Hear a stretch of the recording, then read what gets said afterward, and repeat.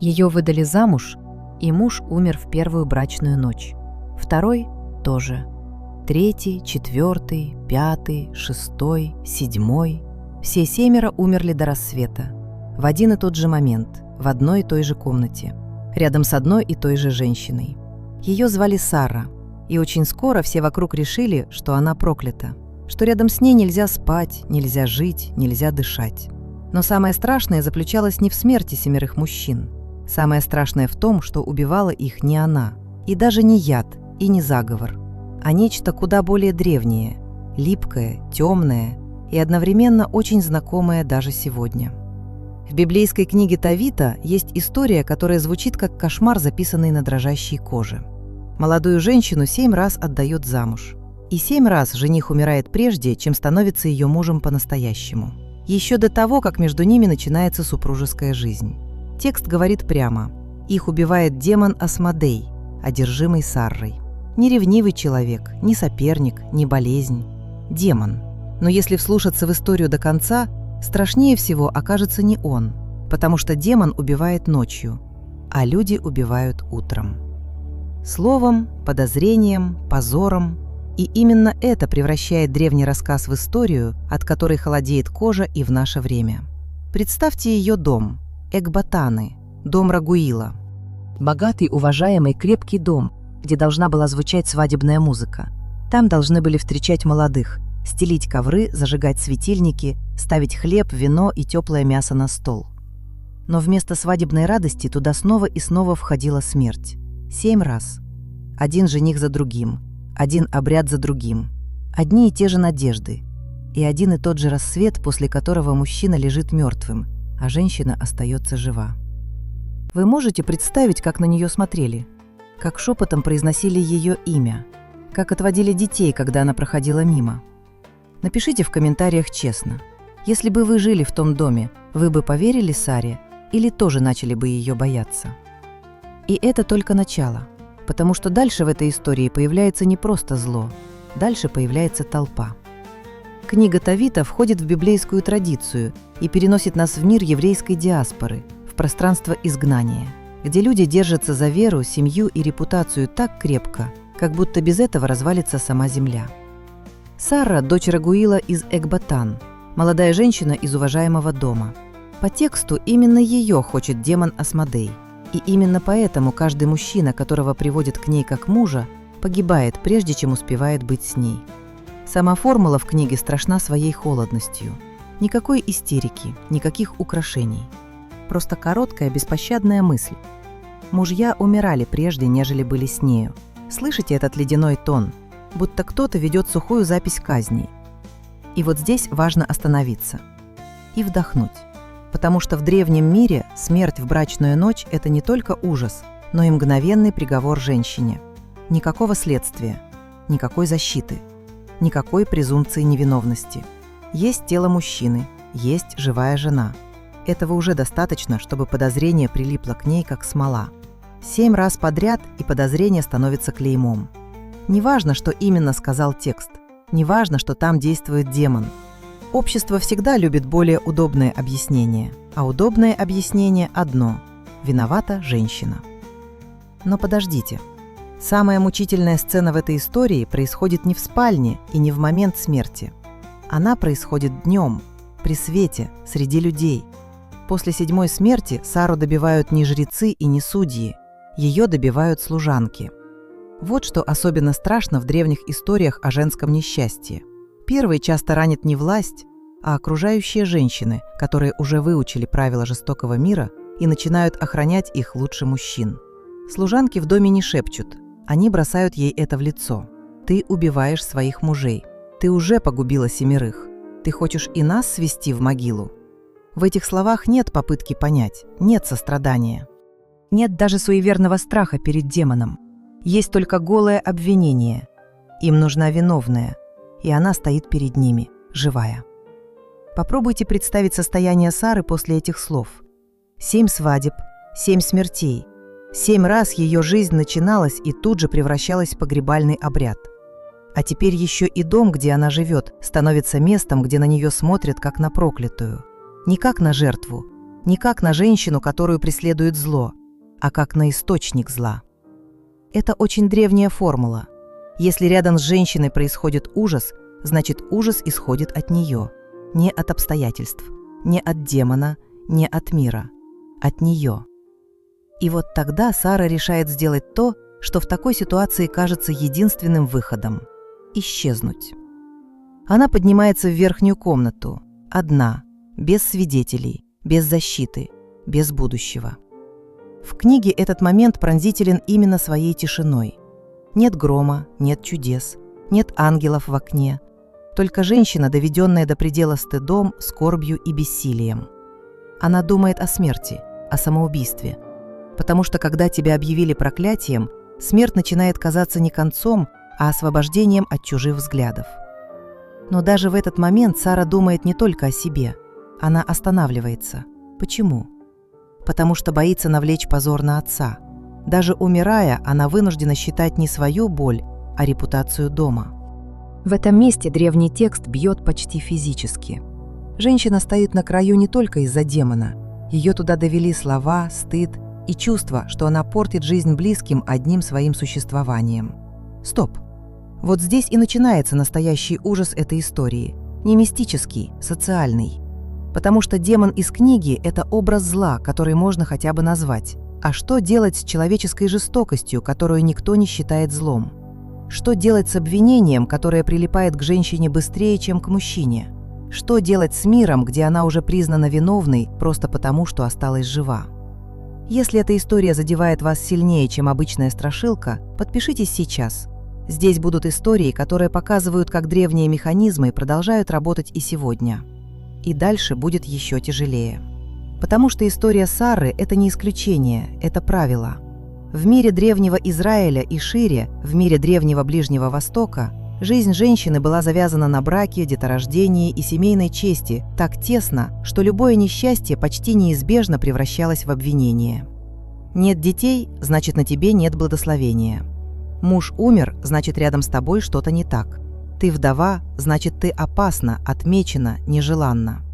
Мы сегодня любим говорить, что древние люди верили в тайные силы, демонов и знаки. Да, верили. Но куда важнее другое. Они почти всегда искали смысл несчастья в теле женщины, в ее судьбе, в ее якобы скрытой вине. Сара становится идеальной мишенью для такой логики. Молодая, несколько раз выданная замуж, каждый раз мужчина мертв. В глазах общества это уже не трагедия, это улика. И здесь есть страшная ирония. В самом тексте книги Сара не делает ничего дурного. Она не строит заговоров, не лжет, не колдует, не манит мужчин к смерти. Она вообще почти лишена действия в земном смысле. Она просто оказывается в центре чужого ужаса. Но именно такие женщины чаще всего и становятся архетипами обвинения. Не ведьма, не преступница, не соблазнительница, а та, на кого удобно свалить несчастье. Поэтому история Сары пережила века. Потому что это рассказ не только о демоне, это рассказ о механизме. Сначала случается беда, потом люди ищут лицо, на которое можно ее повесить, и очень часто находят женское лицо. Если смотреть на Сару как на образ, перед нами один из самых древних портретов женщины, виноватой ни в чем. Ее вина состоит в том, что беда случается рядом с ней. Ее вина состоит в том, что она не умерла первой. Ее вина состоит в том, что она жива после чужой смерти. Сколько раз с тех пор мир повторял эту формулу. Муж пьет – виновата жена. Муж ушел – виновата жена. Детей нет – виновата жена. Семья распалась – виновата жена. И от этого библейский текст вдруг перестает быть далекой древностью. Он становится зеркалом, некрасивым, жестоким, точным. И когда кажется, что ничего страшнее этого уже не будет, в историю входит спасение. Но такое, что современный человек сначала просто не поверит. Посмотрите, как устроена эта ловушка глубже. В древнем обществе женщина почти никогда не принадлежит только себе. Она сначала дочь чьего-то дома, потом жена чьей-то линии, потом мать чьего-то будущего. Ее ценность измеряют не внутренней жизнью, не тайной ее души, а тем, что она приносит семье. Союз, потомство, мир, честь. А если вместо этого рядом с ней вдруг начинает расти кладбище, общество очень быстро перестает видеть в ней человека. Оно видит угрозу для рода, плохой знак, тень, почти вещь с трещиной. Есть еще один страшный слой. Вдова в древнем мире почти всегда уязвима. Но Сара даже не успевает стать вдовой в обычном смысле. Ее лишают не только мужа, ее лишают будущего. Каждый новый брак для нее не надежда, а приближение очередного суда. Не торжество, а ожидание следующего тела. И подумайте, что это значит для психики. Ночь, которая для других женщин должна открывать семейную жизнь, для нее превращается в комнату казни. Брачное ложе становится местом, где умирают мужчины, и где вместе с ними умирает еще один кусок ее имени. Вот почему слова служанок так важны. Они не просто оскорбляют Сару, они озвучивают общественный вердикт, они превращают шепот в речь. И когда шепот становится речью, человек начинает слышать обвинения уже не только снаружи, но и внутри себя. Именно так работает стыд. Он сначала приходит как чужой голос, а потом поселяется в твоей собственной голове. Поэтому решение Сары умереть не слабость и не театральный жест. Это последняя точка давления мира, который убедил ее, будто сама ее жизнь стала позором для отца и заразой для дома. И все же она не умирает. Она выбирает молиться. И этот выбор страшнее самой мысли о смерти, потому что молитва в такой момент – это отказ согласиться с чужим приговором. Это попытка сказать: «Да, все считают меня источником тьмы, но есть судья выше толпы, есть правда выше сплетни». В книге Товита молитва Сары звучит рядом с молитвой самого Товита, старого праведника, тоже доведенного страданием до предела. Это важная композиция. Мужчина и женщина молятся одновременно, из разных мест с разными бедами. Но именно женская молитва режет сердце особенно сильно, потому что она молится не только от боли, но и от позора. Не только от потери, но и от клеветы. Это уже не просто религиозный жест. Это борьба за право остаться чистой в собственных глазах. А теперь еще одна деталь, от которой невозможно отделаться. Когда Товия идет к Саре, отец девушки, Рагуил, уже живет с опытом 7 катастроф. Он знает, что может случиться. Он знает, чем оборачивается эта ночь. Попробуйте представить этот дом психологически. Там уже не верят в счастье. Там, возможно, копают могилу раньше, чем заканчивается брачный пир. Там надежда стала чем-то почти неприличным. И вот в такой атмосфере должна жить молодая женщина, которую формально не осудили, но фактически уже списали как опасную. Если вдуматься, история Сары страшна еще и тем, что у нее почти нет языка для самозащиты перед людьми. Она не может устроить расследование, не может потребовать доказательств, не может выйти к городу и произнести оправдательную речь, которую все примут. Ее слово весит меньше, чем 7 мертвых мужчин. Вот где кроется древняя безысходность. Правда у нее есть, а силы навязать правду обществу нет. Поэтому она говорит с Богом. Поэтому ее настоящая речь обращена не к людям, потому что люди уже все решили. И когда читаешь это внимательно, становится трудно отделаться от мысли, что за 3000 лет форма изменилась не так уж сильно. Человеку без власти по-прежнему труднее доказать невиновность, чем толпе доказать вину. В дом Сары приходит 8-й жених. Его зовут Товия. Он молод. Он не знает, что идет почти на верную смерть. Рядом с ним путешествует спутник, который позже окажется ангелом Рафаилом. И вот тут книга Товита делает резкий поворот от социальной трагедии к странной, почти дикой библейской медицине. Спасение будет связано не с мечом, не с заклинанием, не с бегством, а с рыбой. Да, именно с рыбой. По дороге Товия ловит большую рыбу, и Рафаил велит сохранить ее сердце и печень. Зачем? Потому что в нужный момент их надо будет сжечь, и дым от них обратит демона в бегство. Если бы такой эпизод попался в позднем фольклоре, его можно было бы принять за фантазию. Но здесь он встроен в священный рассказ. И значит, перед нами мир, где молитва, запах жертвы, страх, телесность и надежда сплетены в одну ткань. Подумайте, как должна была выглядеть эта ночь для Сары. Еще один жених, еще один брак, еще один мужчина, который входит в комнату, из которой предыдущие 7 уже не вышли живыми. У нее нет причин надеяться, нет опыта счастливого исхода. Есть только память тела, память дома и память шепота за спиной. Наверное, именно поэтому сцена с Товией так страшна даже до чуда. Она страшна ожиданием знакомого кошмара. Все уже как будто написано заранее. Вот он войдет, вот наступит ночь, вот наступит утро, вот снова крик, вот снова мертвый мужчина.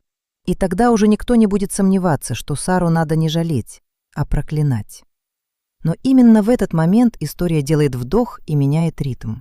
Товия не бросается к жене как человек, которому просто подарили ночь. Он слушает наставления Рафаила. Он берет сердце и печень рыбы, он кладет их на огонь, поднимается дым. Текст говорит, что этот дым изгоняет Асмодея. Демон бежит в Верхний Египет, и там ангел связывает его. Сцена почти физически ощутимая. Темнота, жар, горящий запах, молитва, страх, ожидание смерти.